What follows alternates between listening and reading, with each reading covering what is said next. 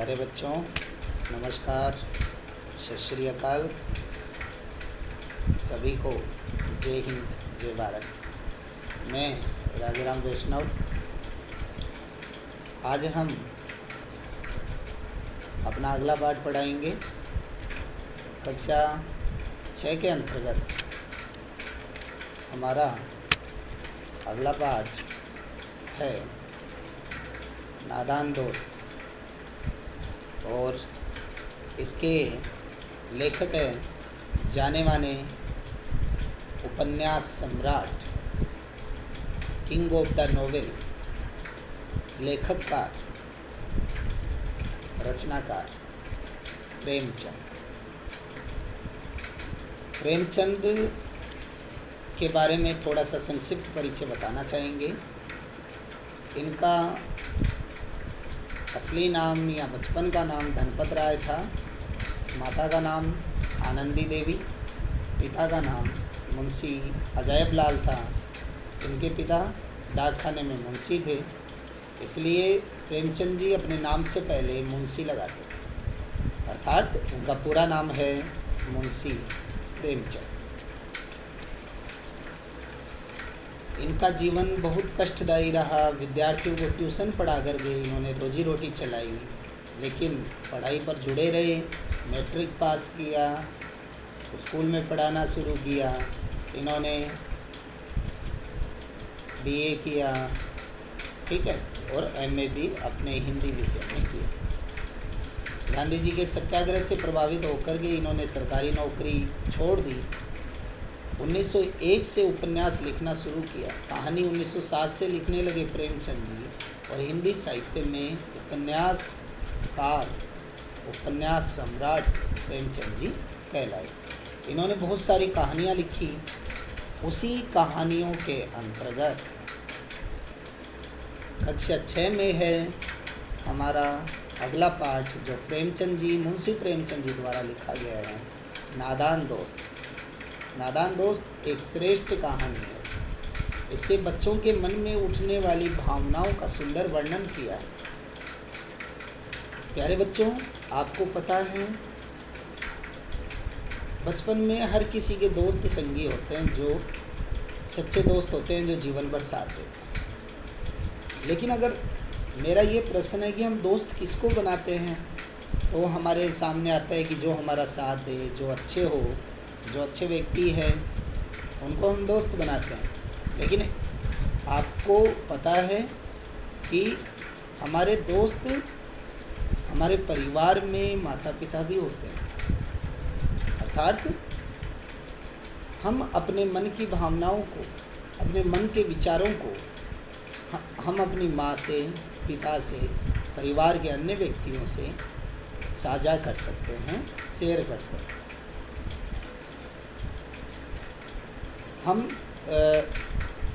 दोस्ती की मिसाल ये होती है कि कोई भी बात, कोई भी कार्य सामने वाले को शेयर करना, जिस पर हम सबसे ज़्यादा विश्वास करते हैं। इस पाठ में 2 पात्र आए हैं, भाई बहन, जो भाई बहन हैं, दोस्तों की तरह रहते हैं। लेकिन बचपन, जैसा हमने सेकंड पार्ट में पढ़ा था, बचपन में काफ़ी शैतानी भी करते हैं, और ऐसी कुछ बातें छिपाते हैं जिसके कारण से उनको आगे जाकर समस्या आती है। इस पाठ का हम एक संदेश ये भी कह सकते हैं कि हम जो भी कार्य करते हैं बच्चों, वो बड़ों की देखरेख में करना चाहिए। जैसे मैंने कक्षा 6 में एक असाइनमेंट दिया कि 15 दिन में एक बार कक्षा 6 के विद्यार्थी बड़ों की देखरेख में कोई स्पेशल डिश या किचन में अपने हाथों से कोई खाना बनाएंगे, और वो अपने परिवार वालों को बना करके खिलाएंगे। लेकिन किसकी देखरेख में? बड़ों की देखरेख में। अब मान लो बड़ों की देखरेख में नहीं करोगे तो खतरा भी है। जैसे किसी को कुछ नहीं बनाना आता, वो सोचेगा सर ने मुझे, हिंदी वाले सर ने, राजाराम सर ने काम तो दे दिया, अब क्या बनाए? तो वो सोचेगा चलो पापा के लिए चाय बना देता हूँ। उसने पानी डाल दिया, चाय डाल दी, दूध डाल दिया। अब चीनी का डब्बा और नमक का डब्बा है, उसमें वो अंतर नहीं कर पाया, तो उसने चीनी के डब्बे की जगह नमक उस चाय में डाल दिया। तो मेरे कहने का मतलब ये है कि हमें बड़ों की देख रेख में हर कार्य करना चाहिए, या फिर बच्चों को अगर कोई कार्य करते हैं तो बड़ों को ज़रूर बताना चाहिए कि मैं ऐसा कर सकता हूँ क्या, क्योंकि हो सकता है जिसको हम आसान समझ रहे हैं कल को हमारे लिए खतरनाक भी हो जाए। तो बड़ों की देख रेख बहुत ज़रूरी है। यहाँ जो श्यामा और केशव दोनों भाई बहन है, दो पात्र जो इस पाठ में मुख्य है, दोनों दोस्तों की तरह रहते हैं, दोनों में एक दूसरे में बहुत प्रेम है। लेकिन बचपन पाठ में पढ़ाया था ना, जैसे भाई बहन में कम बनती है, एक दूसरे की टांग खींचते हैं, एक दूसरे की शिकायत करते हैं मम्मी पापा से, वैसे ही इसमें बताया। अब हुआ क्या कि केशव के घर की दीवार की कंगनी में एक चिड़िया ने अंडे दिए। अब केशव और उसकी बहन श्यामा चिड़िया के अंडों के बारे में ज़्यादा नहीं जानते थे, ज़्यादा जानना चाहते थे उनके बारे में। अब परेशानी क्या थी उनके सामने कि अंडे कार्निस पर थे, घर की कंगनी यानी घर के बाहर का एक तरह से छज्जा कह सकते हैं, बरहान कह सकते हैं, ऊपर का जो हिस्सा है वहाँ पर चिड़िया ने अंडे दिए। ये देखो, इस तरह से चिड़िया ने अंडे दिए, आप चित्र में देख सकते हो। तो बच्चों के सबसे ज़्यादा क्यूरियोसिटी होती है, जिज्ञासा होती है जानने की, और बचपन में सबसे ज़्यादा जिज्ञासा होती है, ये क्या है, ये क्या नहीं है, ये कैसे होता है। जैसे न्यूटन के बारे में कहा गया है ना, न्यूटन पेड़ के नीचे सो रहा था, जो फल उस पर आकर के गिरा, हजारों सवाल उसके मन में आ गए। ये नीचे ही क्यों आया, ऊपर क्यों नहीं गया, ये दाएं क्यों नहीं गया, ये बाएं क्यों नहीं गया, वगैरह। तो अंडे को देख करके, चिड़िया के अंडे को देख करके भी उनके बहुत सारे सवाल मन में आए। अंडे कैसे होते हैं, चिड़िया ने कितने अंडे दिए होंगे, अंडों का रंग क्या होगा, चिड़िया के बच्चे क्या खाते होंगे, चिड़िया क्या खाती होगी, किस तरह रहते होंगे। अब उनको बताने वाले कौन, माता पिता। वो डर के मारे और माता पिता की व्यस्तता के कारण, माँ घर का काम करती थी, पिता पढ़ाई लिखाई का कार्य करते थे, इसलिए उन्होंने नहीं पूछा, जो कि गलत था। लेकिन उनको बच्चे होने के कारण चिंता होने लगी चिड़िया के अंडों की, कि चिड़िया के अंडों की हमें सुरक्षा कैसे करें। तो उन्होंने आखिर में एक फैसला लिया। उनके सामने चिड़िया के अंडों के लिए 3 समस्याएं थी। सबसे बड़ी समस्या तो कि ऊपर कार्निस पर कैसे देके चढ़ गए। तो पहली समस्या थी धूप से बचाना, दूसरी समस्या थी खाने की कि उनके लिए क्या खिलाया जाए, और तीसरी समस्या थी पानी पिलाने की। तो क्या किया उन्होंने, माँ से छिपाकर चिड़िया के लिए उन्होंने चावल के दाने, खाने की प्रॉब्लम को दूर किया, पानी का प्रबंध किया, और अंडों को धूप से बचाने के लिए ये जो चित्र देख रहे हो, कूड़ा फेंकने वाली जो टोकरी है जो टूटी हुई थी, उसमें कागज़ लगा करके उनके लिए सुरक्षा करने का विचार उनके मन में आया। अब जब एक दोपहर माँ सोई हुई थी, तो दोनों बच्चों ने एक स्टूल ली, उसके नीचे चौकी लगा ली, और उस पर श्यामा स्टूल को पकड़ के खड़ी हो गई और केशव ऊपर चढ़ गया। अब ये खतरनाक कार्य है या नहीं है। अब माँ सो रही थी, सोने का पहले तो बच्चों ने बहाना किया, झूठ मूठ की आंखें बंद गई, जैसा कि मैंने बचपन में बताया था, बचपन पाठ में। माँ को लगा कि सो गए, तो माँ भी सो गई, और वो धीरे से उठे और बाहर जा कर के स्टूल लाई, चौकी लगा करके स्टूल के ऊपर केशव चढ़ गया और चिड़िया के अंडों को देखता है। अब सोचिए, वो खतरनाक कार्य भी हो सकता है, केशव गिर सकता है, और कोई बच्चा होगा आज के समय का, वो तो माँ जहाँ सो रही है उसके अगर कुंडी लगा दी घर के, तो माँ तो बाहर भी नहीं निकल पाएगी। अब उसने स्टूल को श्यामा ने पकड़ लिया, केशव बड़े ध्यान से अंडों की रक्षा में जुट गया। जैसे ही उसने वहाँ हाथ रखा तो चिड़िया उड़ गई। ठीक है, उसने देखा वहाँ 3 अंडे थे। श्यामा की मदद से कपड़े की गद्दी बना करके उन्होंने अंडों को बड़े आराम से रख दिया। ये देखो, उसने अंडों को उठाया, वो उस घोंसले में कपड़े रखे और बड़े आराम से रख दिए। उसने चावल के दाने भी रख दिए और पानी की कटोरी जो उसने कैसे साफ़ की थी, एक तेल की कटोरी थी उसे साफ़ करके, तो वहाँ पर पानी की कटोरी भी रख दी। अब श्यामा ने भी जिद की, क्योंकि वो तो स्टूल को पकड़ के खड़ी थी, उसने जिद की कि भैया मुझे भी अंडे देखना है। तो केशव तो बड़ा था, भाई बहन में बनती भी थी नहीं भी बनती थी, तो केशव ने उसे डांट दिया। तो उसने कहा चुपचाप ये मेरी स्टूल पकड़ के खड़ी रहे। अब क्या हुआ कि अचानक से माँ की आँख खुल गई। माँ ने देखा बच्चे बाहर है, तो माँ ने कहा तुम क्या कर रहे हो? तो बच्चे भाग के आ गए, माँ को पता नहीं चला और बच्चे चुपचाप अंदर आ गए। माँ ने उनको सुला दिया। अब वो सो भी गए, माँ ने लोरी सुनाई, तो बच्चों को नींद तो आना ज़रूरी है, लोरी तो माँ की इतनी प्यारी होती है। अब जब आंखें खुली उनकी और श्यामा जब गई उस अंडों को देखने के लिए कि आज मैं देखूंगी केशव सो रहा होगा, तो श्यामा ने देखा तीनों अंडे टूटे पड़े, पानी की प्याली भी एक तरफ गिरी हुई।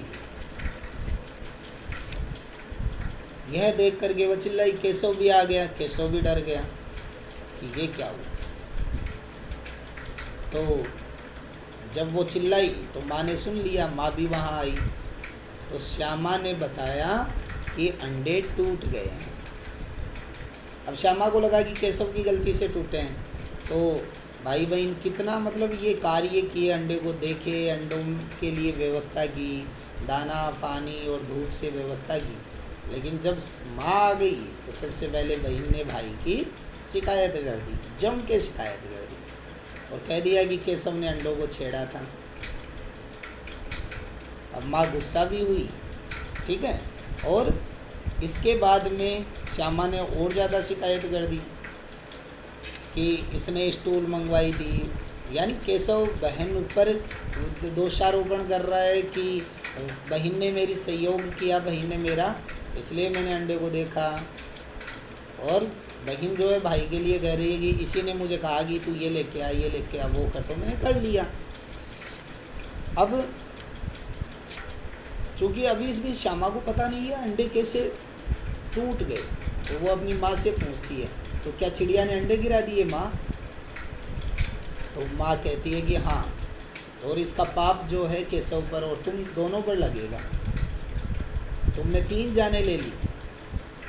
तो केशव भी रोने की सूरत बना लिया, बोला मैंने तो अंडों को गद्दी पर रखा था, अंडों के लिए व्यवस्था की थी। तब माँ को हंसी आ गई और उसने कहा कि अंडों को हिफाजत करने के चक्कर में आपने अंडों का नुकसान तो कर दिया। क्योंकि आपको पता है बच्चों, चिड़िया अपना घोंसला खुद की मेहनत से बनाती है। आप कोई कितना ही प्यारा आलीशान घोंसला लगा दो, उसमें चाहे एसी लगा दो, चिड़िया उस घोंसले में नहीं रहेगी, अपनी मेहनत से लगाती है।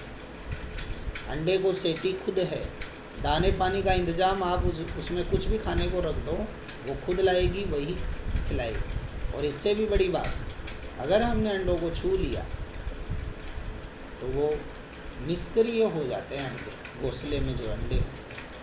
और ये सब 3 अंडों से वो चूजे या चुरुंगुन जो है वो अंडे फूट गए, नहीं निकल पाए। उन सब का कारण ये था कि उन्होंने, केशव और श्यामा ने जो कार्य किया उसमें ना तो उन्होंने बड़ों से पूछा, उनकी सोच अच्छी थी, जीवों के प्रति दया करने की भावना अच्छी थी उनकी, और बच्चों में सबसे ज़्यादा दया की भावना होती है, लेकिन उनकी समझ नहीं थी, और वो समझ ज़रूरी थी बड़ों के सहयोग से। तो इस पाठ का क्या संदेश मिला कि नंबर 1, हमें बचपन में हो, कोई भी अवस्था हो, कोई भी कार्य करते हैं, हमारे से बड़े से ज़रूर सहयोग या सलाह मशविरा करना चाहिए। नंबर 2, हमें माता पिता को अपनी बातें ज़रूर बतानी चाहिए, जिससे हमारे जीवन में कोई भी समस्या नहीं। ठीक है, अब देखिए